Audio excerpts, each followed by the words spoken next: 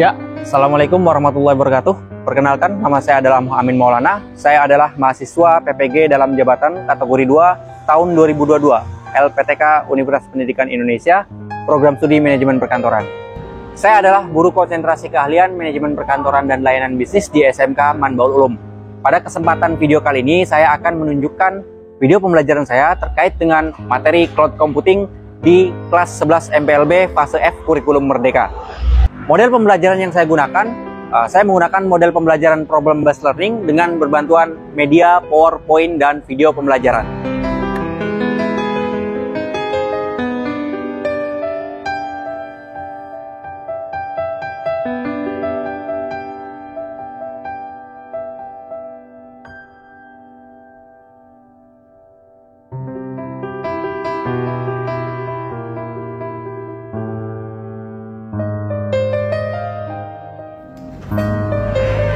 Assalamualaikum.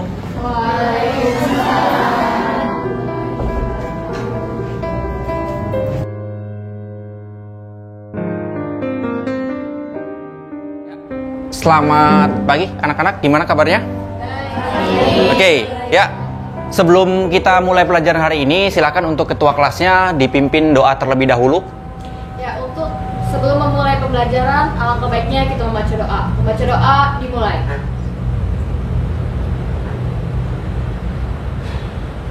Ya, selesai. Oke, ya.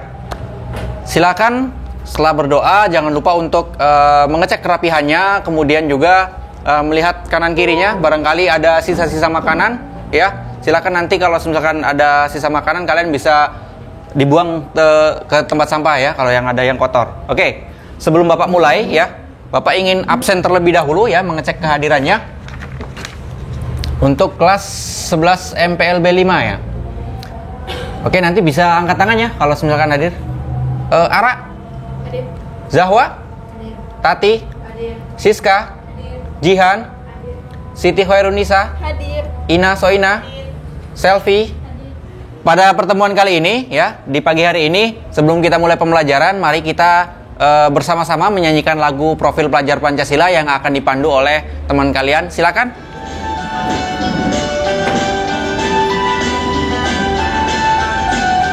Pelajar Pancasila beriman dan bertakwa pada Tuhan Yang Esa dan berakhlak mulia, berkebinekaan global, gotong royong mandiri, kreatif dan bernalar kritis. Pelajar Pancasila beriman dan bertakwa pada Tuhan Yang Esa dan berakhlak mulia, berkebinekaan global, gotong royong mandiri, kreatif dan bernalar kritis. Silakan duduk kembali.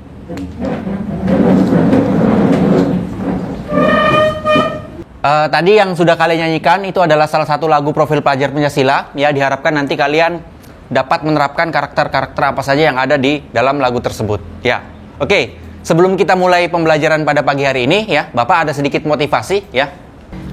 Your future is created by what you do today, not tomorrow. Artinya adalah masa depan kalian itu ditentukan apa yang kalian lakukan hari ini, bukan besok. Ya, itu menurut Robert T. Kiyosaki, ya, itu. Nah, sebelum kita mulai pembelajaran pada pagi hari ini, ya, nanti Bapak akan mengirimkan link, ya, berupa asesmen diagnostik, ya, dengan menggunakan aplikasi berbasis website Wordwell, ya silakan nanti kalian kerjakan. Asesmen diagnostik itu adalah untuk mengukur kemampuan awal kalian.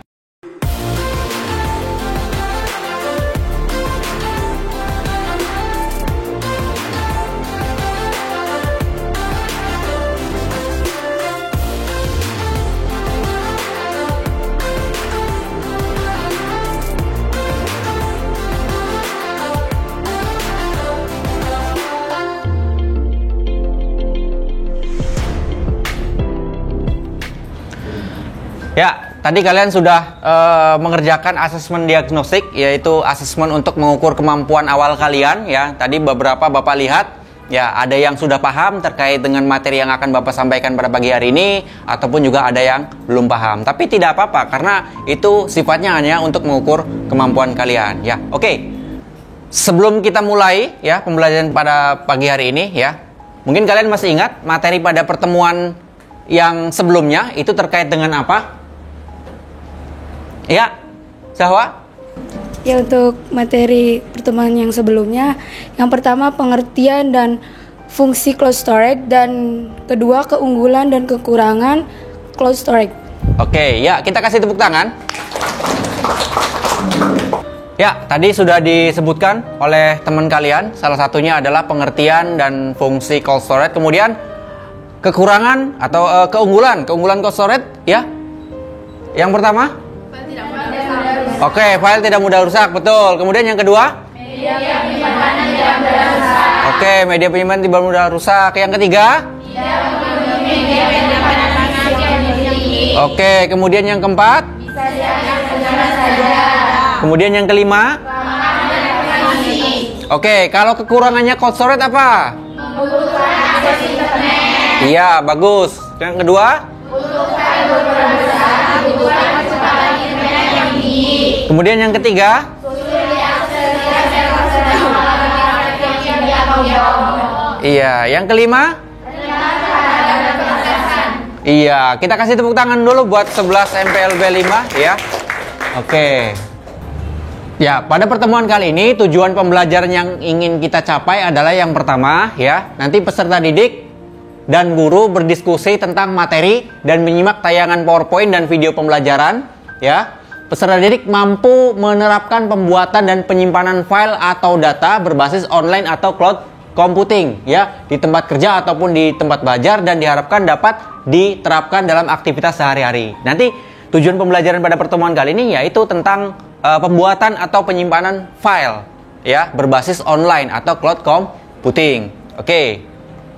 Nah, kemudian yang selanjutnya ya, indikator ketercapaian tujuan pembelajaran ya. Indikator yang pertama yaitu peserta didik dapat melakukan pembuatan data ya berbasis online atau cloud computing di tempat kerja atau tempat belajar, dan diharapkan dapat diterapkan dalam aktivitas sehari-hari. Indikator yang kedua, peserta didik dapat melakukan penyimpanan file atau data berbasis online atau cloud computing ya di tempat kerja ataupun di tempat belajar, dan diharapkan nanti kalian dapat diterapkan dalam aktivitas sehari-hari, baik itu di tempat kerja nanti ataupun di kegiatan belajar ya. Oke. Yang selanjutnya ya, pemahaman bermakna ya. Pemahaman bermakna yang pertama ya, peserta didik dapat memahami lebih mendalam mengenai cloud computing ya. Oke. Kemudian yang kedua ya, peserta didik dapat memahami aktivitas pembuatan dan penyimpanan file atau data berbasis online. Jadi kalian lebih paham ya, baik itu dalam masalah pembuatan ataupun penyimpanan data atau file berbasis online atau cloud computing ya. Kemudian pemahaman bermakna yang ketiga ya, peserta didik dapat beradaptasi dengan lingkungan dan dapat menyikapi segala perubahan yang ada baik di lingkungan belajar ataupun di lingkungan kerja ataupun di lingkungan masyarakat. Oke.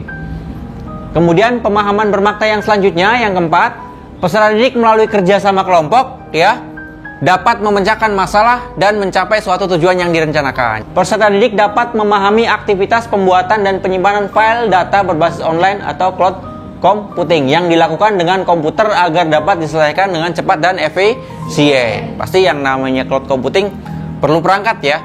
Ya, itu juga sebenarnya bukan hanya komputer saja, bisa juga dengan smartphone ataupun dengan gawai, ya, laptop dan lain sebagainya. Oke, Bapak ada sedikit pertanyaan nih, ya, terkait dengan media penyimpanan file atau data, ya. Media penyimpanan file atau data apa yang pernah kalian buat? Drive. Oke, bisa angkat tangan, ya. Baik, nama saya adalah Aura Sidanjani dan media penyimpanan file atau data yang selama ini pernah saya buat diantaranya adalah Dropbox, OneDrive, dan Google Drive. Oke, kita kasih applause ya. Ya. Ya. Ya, silakan bisa duduk kembali. Ya. Jadi kelas ini pada dasarnya sudah paham ya. Ya, terkait dengan media penyimpanan ya. Ya, nanti kita akan bahas di materi pada pertemuan kali ini. Yang selanjutnya pokok bahasan ya. Pokok bahasan yang akan kita bahas yang pertama yaitu jenis cold storage. Ya, nanti kita akan membahas jenis-jenis cold storage. Kemudian yang kedua ya, yaitu terkait dengan layanan cold storage ya. Itu pokok bahasan. Jadi pada pertemuan kali ini kita hanya akan membahas 2 pokok bahasan. Kemudian yang selanjutnya, nah ini langkah-langkah pembelajaran ya. Langkah pembelajaran yang pertama ya, nanti kalian bisa mengamati tayangan PowerPoint dan video pembelajaran. Nanti kalian bisa mengamati tayangan PowerPoint yang akan materi Bapak sampaikan dengan media PowerPoint, kemudian juga video pembelajaran. Kemudian juga langkah pembelajaran yang kedua ya, yaitu nanti kita juga ada tanya jawab dan diskusi ya terkait dengan materi ya ataupun juga dengan LKPD ya. Kemudian yang ketiga ya, itu nanti kalian juga di situ nanti akan mengerjakan LKPD ya, lembar kegiatan peserta didik yang di dalamnya ada soal-soal dan silakan nanti kalian bisa diskusikan. Kemudian yang keempat ya, itu nanti kita ada penilaian hasil belajar atau yang biasa disebut asesmen formatif ya. Jadi di akhir sesi atau di akhir kegiatan pembelajaran nanti akan ada evaluasi atau penilaian ya. Kemudian yang selanjutnya sumber belajar ya. Sumber belajar yang pertama yaitu buku teknologi perkantoran penerbit Erlangga. Kemudian sumber belajar yang kedua ya, yaitu materi ajar atau bahan ajar yang Bapak berikan ya terkait dengan elemen teknologi perkantoran ya. Materi pembuatan atau penyimpanan file atau data berbasis online atau cloud computing ya. Itu silakan kalian bisa baca lagi ya. Kemudian sumber belajar yang kedua yaitu terkait dengan sumber lainnya yang relevan. Jadi kalian juga bisa mencari di internet ataupun di perpus dan lain sebagainya yang sekiranya relevan dengan materi yang Bapak sampaikan. Oke, kemudian penilaian ya. Penilaian yang pertama di sini ada asesmen diagnostik ya. Tadi kita sudah melakukan asesmen diagnostik ya di awal ya, yaitu menilai kemampuan awal kalian sejauh mana terkait dengan pemahaman materi ya. Kemudian penilaian pembelajaran yang kedua atau asesmen yang kedua itu asesmen formatif yang bentuknya sikap ya. Jadi nanti selama kegiatan pembelajaran ini ya, Bapak akan menilai karakter kalian berdasarkan dimensi profil pelajar Pancasila. Sikap apa sih gitu ya yang kalian tonjolkan gitu dan lain sebagainya. Kemudian yang ketiga ya, asesmen formatif pengetahuan ya. Itu nanti kaitannya adalah dengan evaluasi ya, atau asesmen formatif ya dengan evaluasi di akhir. Jadi ketika pembelajaran sudah selesai, kemudian materi tersampaikan, diskusi dan lain sebagainya, itu nanti kita di akhir ada asesmen formatif. Itu fungsinya adalah untuk menilai pengetahuan kalian. Oke. Kemudian yang selanjutnya asesmen formatif keterampilan ya. Jadi nanti kalian akan mengerjakan LKPD ya, kemudian presentasi ya. Nah, itu nanti termasuk aspek keterampilan yang nanti akan dinilai ya. Itu penilaian pembelajaran atau asesmen. Oke, sebelum Bapak mulai materi, barangkali ada yang mau ditanyakan? Tidak ada? Oke, baik. Kalau tidak ada, Bapak bisa lanjutkan ya? Oke. Jenis-jenis cold storage ya. Jenis cold storage itu ada beberapa jenis cold storage yang bisa Anda pilih sebagai salah satu media penyimpanan. Yang pertama yaitu public cold storage. Public cold storage itu apa? Public cold storage itu merupakan layanan yang disediakan untuk mengatur keseluruhan data perusahaan yang terdapat pada cloud ya. Salah satunya penyedia layanan model public atau cloud storage yang seperti disediakan oleh pihak Amazon ya. Kemudian yang kedua yaitu personal cloud storage. Kalau public itu tadi sifatnya bisa diakses oleh semuanya, tapi kalau personal cloud storage ya, itu bagian dari public storage tapi lebih berfungsi sebagai media penyimpanan data yang diperuntukkan buat perorangan atau individu. Namanya personal cloud storage. Jadi dia hanya untuk perorangan ataupun individu. Ya. Kemudian jenis cloud storage yang ketiga yaitu ada private cloud storage, ya. Merupakan cloud storage yang digunakan sebagai media untuk berinteraksi antara pihak penyewa cloud seperti perusahaan dengan penyedia layanannya. Umumnya ini terintegrasi dalam bentuk infrastruktur pusat data yang bertujuan untuk meningkatkan keamanan serta kecepatan akses data. Oke, lanjut. Oke, pokok bahasan yang pertama yaitu terkait dengan jenis-jenis cloud storage, ya. Sudah selesai, ya. Barangkali ada pertanyaan sebelum Bapak mulai? Atau terlalu cepat penyampaiannya? Tidak. Oke, bisa dilanjutkan ya. Oke. Yang selanjutnya pokok bahasan yang kedua yaitu layanan cold storage, ya. Layanan yang pertama, ya, mengenal dan memanfaatkan Google Drive, ya. Google Drive itu apa? Ya. Google Drive itu adalah salah satu layanan dari Google yang dibuat untuk menyimpan data secara daring atau online. Namanya juga menyimpan file atau data berbasis online. Kalau penyimpanan data yang tidak berbasis online kan mungkin kalian bisa menyimpan di flash disk, ya, kemudian di hard disk, di memori dan lain sebagainya. Tapi yang namanya cloud computing itu sistem penyimpanan berbasis awan atau komputasi awan, ya. Nah, ini salah satunya adalah Google Drive, ya. Syaratnya apa? Yang syarat yang pertama itu kalian harus memiliki akun Gmail atau terkoneksi dengan internet, ya. Kemudian sebagai media penyimpanan, Google Drive juga memiliki batas maksimum, ya. Batas maksimum penyimpanannya adalah 15 GB atau gigabyte. Itu yang tidak berbayar atau yang gratis, ya. Tapi juga itu kapasitasnya bisa ditambah lagi, ya, dengan layanan yang berbayar. Kemudian manfaatnya apa, ya? Manfaat Google Drive yang pertama, kalian bisa mengedit file bersama, ya. Bisa mengedit file bersama. Kemudian manfaat yang kedua yaitu melakukan backup file. Jadi kalian bisa membackup file atau menyimpan file-file yang penting, ya, di dalam Google Drive ini, ya.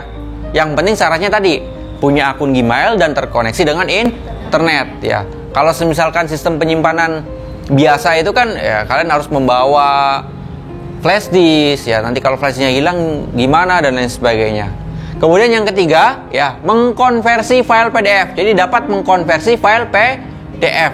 Itu salah satu manfaat daripada Google Drive. Itu layanan cold storage yang pertama. Bapak tadi sudah menjelaskan terkait dengan pokok bahasan yang kedua dan sudah selesai, ya. Yang pertama terkait dengan jenis cold storage, yang kedua dengan layanan cold storage. Oke. Ada pertanyaan terkait dengan materi yang Bapak sampaikan tadi, ya? Yaitu mengenai jenis-jenis cold storage ataupun layanan cold storage. Pak, izin bertanya. Oke.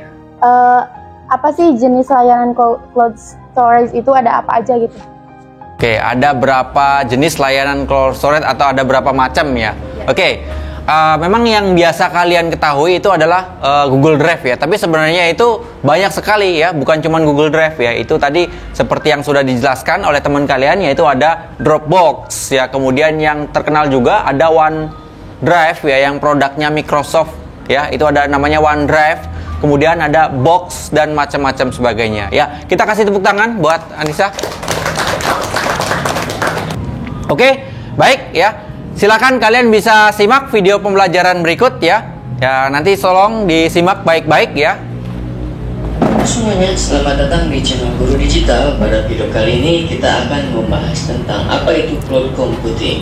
Mungkin Anda pernah membaca atau mendengar orang lain membahas tentang sebuah lambang komputasi baru. Lambang tersebut adalah cloud atau awan, seperti cloud computing atau penyimpanan cloud. Istilah komputasi awan atau cloud computing mengacu pada data dan aplikasi yang disimpan dan dijalankan pada cloud, daripada data atau aplikasi disimpan dan dijalankan di komputer lokal atau pada peralatan apapun yang Anda miliki. Kemudian data dan aplikasi dipindahkan pada cloud. Jadi, apa itu cloud atau awan? Sederhananya, cloud hanyalah sebuah bangunan besar yang dipenuhi dengan server, dan server hanyalah komputer yang menyediakan layanan kepada klien.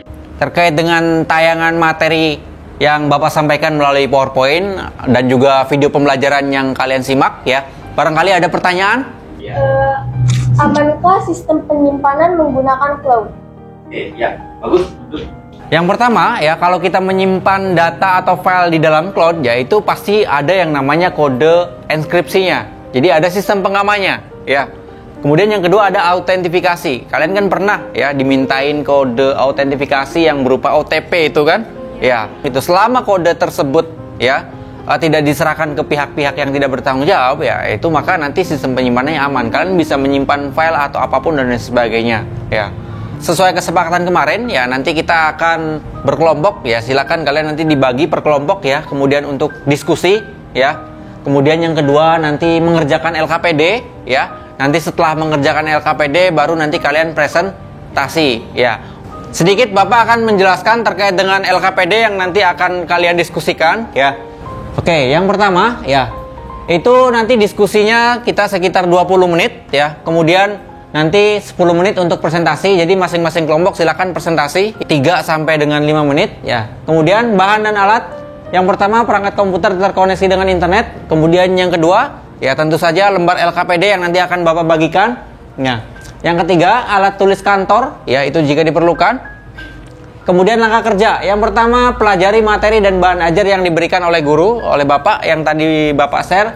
Kemudian yang kedua, berdoa terlebih dahulu sebelum mengerjakan LKPD. Nah, yang ketiga, mengerjakan LKPD sesuai dengan pemahaman dengan cermat dan teliti. Yang keempat, menyusun bahan presentasi yang terdiri dari rangkuman materi yang dibahas dan analisa permasalahan yang ada dari LKPD. Yang selanjutnya adalah soal atau studi kasusnya. Berdasarkan paparan materi terkait dengan pembuatan dan penyimpanan file atau data berbasis online cloud computing di atas, coba kalian identifikasi ya, aplikasi penyimpanan yang manakah yang paling cocok untuk Anda gunakan untuk menunjang kerja ya. Kemudian aspek penilaiannya yang pertama adalah kerjasama. Ya, jadi yang nanti akan Bapak nilai aspek kerjasama. Kemudian yang kedua hasil analisisnya terkait dengan contoh kasusnya. Kemudian yang ketiga penguasaan materi atau konten. Nah, yang terakhir itu baru media presentasi. Ya, itu Dani yang akan dinilai dari lembar kegiatan peserta didik. Oke, jadi nanti silakan kalian bisa menggali informasi melalui internet ya. Menggali informasi melalui internet, melalui bahan ajar ataupun sumber relevan ya, melalui penelusuran internet dengan menggunakan komputer yang sudah tersedia ataupun juga dengan menggunakan handphone ya.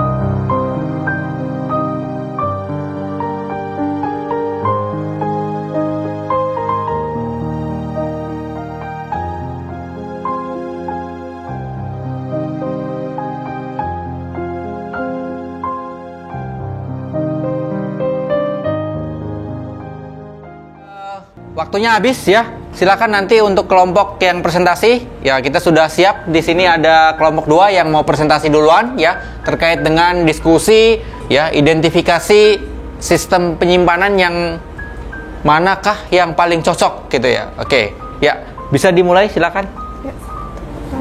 Assalamualaikum warahmatullahi wabarakatuh. Waalaikumsalam warahmatullahi wabarakatuh. Di sini kami ingin menjelaskan identifikasi aplikasi penyimpanan OneDrive. Ya, di sini OneDrive merupakan layanan cloud storage dari Microsoft. Layanan ini sudah tersedia secara langsung bagi pengguna Windows 8 dan Windows 8.1. Layanan ini juga dapat digunakan di web, Windows versi lama, Android, iOS, Windows Phone, dan Xbox aplikasi. OneDrive juga memberlakukan peraturan ketat mengenai file yang diunggah untuk menghindari adanya data yang berbau pornografi dan lainnya. Di satu sisi hal ini memang baik, namun di sisi lain justru membatasi ruang gerak para penggunanya. Ada yang ingin ditanyakan? Ya, silakan. Tadi kelompok 2 sudah presentasi terkait dengan sistem penyimpanan aplikasi penyimpanan filenya. Barangkali ada yang mau bertanya, silakan. Ya, Kaisa. Apa saja file Office yang dapat dibuat di OneDrive? Apa saja? Oke. Apa saja file Office yang dapat dibuat di OneDrive? Terima kasih atas pertanyaannya. Jadi aplikasi yang bisa digunakan di OneDrive yaitu Microsoft Office seperti Word, Excel, dan PowerPoint. Ya, kita kasih aplaus dulu buat yang presentasi dan yang bertanya. Silakan bisa ditutup. Sekian dari kami. Wassalamualaikum warahmatullahi wabarakatuh. Kelompok selanjutnya silakan kelompok 2 untuk mempresentasikan hasil diskusinya. Ya, sudah siap? Ya, silakan. Assalamualaikum warahmatullahi wabarakatuh. Waalaikumsalam warahmatullahi wabarakatuh. Sebelumnya terima kasih kepada Bapak dan juga teman-teman yang telah memberikan kesempatan kepada kami untuk presentasi di depan kelas. Oke, pada kali ini kami akan mempresentasikan hasil identifikasi kami mengenai Google Drive. Maka untuk itu izinkan kami untuk mengenalkan diri dengan saya Sabina, dan ada juga teman-teman sama saya bernama Amalia dan juga Aura. Oke, mari kita langsung saja masuk ke presentasinya, di mohon perhatiannya. Baik, di sini kami akan menjelaskan tentang aplikasi yang paling cocok untuk menunjang kerja kolaborasi dan pembelajaran kolaborasi. Jadi aplikasi yang cocok salah satunya adalah Google Drive. Oke. Jadi Google Drive adalah media penyimpanan data online berbasis cloud. Google Drive ini diluncurkan pada tanggal 24 April 2012. Layanan ini memberikan kapasitas penyimpanan data online sebesar 15 GB. Untuk yang real Google mengintegrasikan layanan Google Drive dengan beberapa layanan Google lainnya seperti Google Docs, Google Sheets, Google Slide, dan beberapa layanan lainnya. Oke, sebelum penutupan kita akan membuka sesi tanya jawab. Dipastikan kepada teman-teman untuk menjawab pertanyaan. Ya, silakan. Tadi kelompok 4 sudah melakukan presentasi. Barangkali ada pertanyaan, silakan bisa dibuka. Ya. Izin bertanya, Baik. apa saja kekurangan Google Drive? Baik, untuk Google Drive sendiri kekurangannya, Google Drive adalah media penyimpanan awan yang diakses secara online. Jadi untuk mengakses Google Drive, apalagi jika ingin bekerja sama tim di dalamnya, harus menggunakan data. Jadi kita harus memiliki koneksi untuk terhubung ke situs tersebut. Oke, sedangkan untuk kapasitas penyimpanannya sendiri, bagi yang free license itu hanya 15 GB. Jadi kalau kita ingin mendapatkan kapasitas penyimpanan yang 30 GB, kita harus menggunakan Google Drive yang premium, yaitu Google Drive yang berbayar. Ya, kita kasih aplaus buat yang presentasi dan yang bertanya. Ya, silakan. Sekian dari kami, terima kasih atas semua atensinya. Kalau yang dimaafkan. Assalamualaikum warahmatullahi wabarakatuh. Waalaikumsalam warahmatullahi wabarakatuh. Tadi kita sudah beberapa kelompok atau teman kalian sudah presentasi dan juga sudah tanya jawab ya.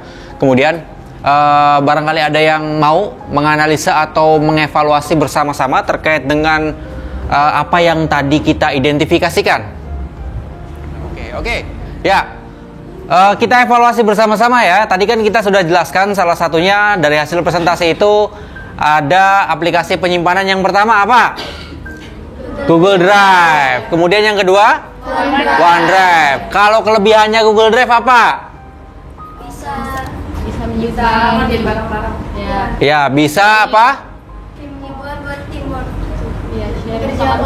Bisa di-sharing, bisa buat backup file. Terus? Bisa buat merevisi teksnya. Bisa membuat merubah, mengkonvert teks dari PDF ke dokumen. Nah, terutama juga kalau Google Drive dia terintegrasi dengan Google Doc ya, kemudian Google Sheet, Google Slide dan lain-lain sebagainya ya. Karena Google Drive itu adalah aplikasi buatan daripada Google. Tentunya bisa berkolaborasi dengan aplikasi lainnya yang terbuat dari Google. Kemudian yang selanjutnya adalah OneDrive. OneDrive itu bisa buat apa saja? Kelebihannya bisa berkolaborasi ya, terutama yang menggunakan sistem operasi Windows ya, bisa saling berkolaborasi ya. Salah satunya Microsoft Office ya. Ada Microsoft Office, Word, kemudian Excel, PowerPoint dan lain sebagainya. Untuk kapasitas penyimpanannya berapa? 15 GB. Yang selanjutnya yaitu penilaian pembelajaran asesmen formatif ya. Jadi silakan nanti kalian kerjakan ya menggunakan aplikasi berbasis web ataupun Wordwell ya. Itu asesmen formatif ya, silakan kalian kerjakan.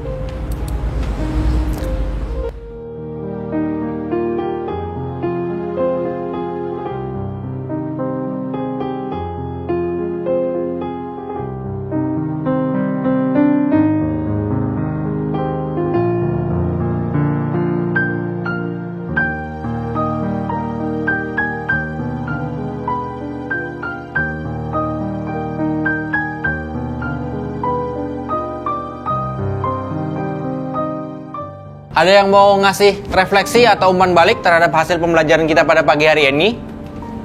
Ya, silakan, Siska. Jadi hasil pembelajaran kita hari ini, kita tadi membahas jenis-jenis cloud storage, terus juga layanan cloud storage, yaitu contohnya Google Drive, OneDrive. Ya, kita kasih aplaus.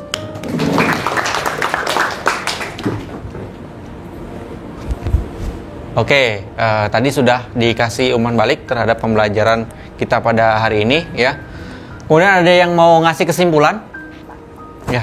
Nah, tadi kan udah belajar cloud storage. Cloud storage adalah sebuah teknologi penyimpanan data digital yang memanfaatkan adanya server virtual sebagai media penyimpanan. Tidak seperti media penyimpanan perangkat keras pada umumnya seperti CD atau hard disk, teknologi cloud storage tidak membutuhkan perangkat tambahan apapun. Yang Anda perlukan untuk mengakses file digital Anda hanyalah perangkat komputer atau gadget yang telah dilengkapi internet. Oke, kita kasih aplaus ya. Ya, baik. Sebelum Bapak tutup pertemuan pada pagi hari ini ya, untuk materi pertemuan berikutnya yaitu terkait dengan akses data di internet ya. Sebelum Bapak tutup, mari kita bersama-sama membaca hamdalah terlebih dahulu ya. Kita membaca doa hamdalah bersama-sama. Alhamdulillah.